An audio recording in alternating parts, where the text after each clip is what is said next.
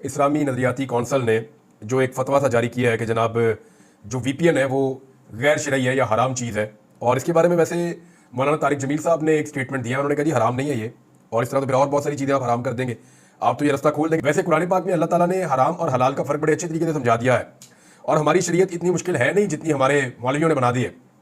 तो इस दफ़ा पाकिस्तानी बड़े क्लियर है। मैंने पाकिस्तानियों से सवाल पूछा कि इस्लामी नज़रियाती कौंसल आपकी राय में किसकी खिदमत कर रही है, और दो ऑप्शन दिए पाकिस्तानियों को। एक ऑप्शन था इस्लाम की खिदमत कर रही है, दूसरा ऑप्शन था इक़्तिदार की खिदमत कर रही है।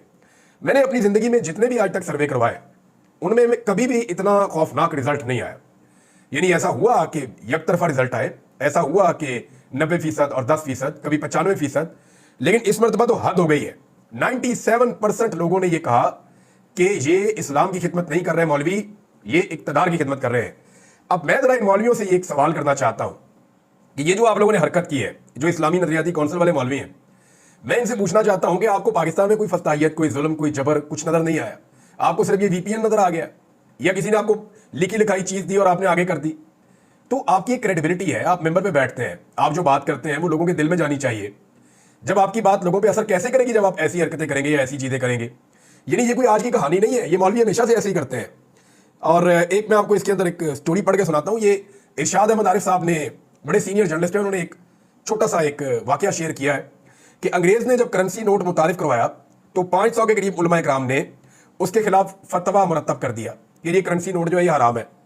ये फतवा मौलाना अब्दुल हक हक्कानी को दस्तखत के लिए पेश किया गया, तो हजरत ने फरमाया कि करेंसी नोट चल जाएगा, मेरा फतवा नहीं चलेगा, मैं दस्तखत नहीं करूंगा।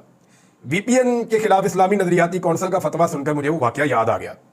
तो मामला यह है कि VPN तो चलेगा, पूरी दुनिया में चलेगा, आपका फतवा आपकी पहचान बन जाएगा। आप जब कहीं जाएंगे लोग कहेंगे जी आपने वो फतवा दिया था, आपने ज्यादती की थी।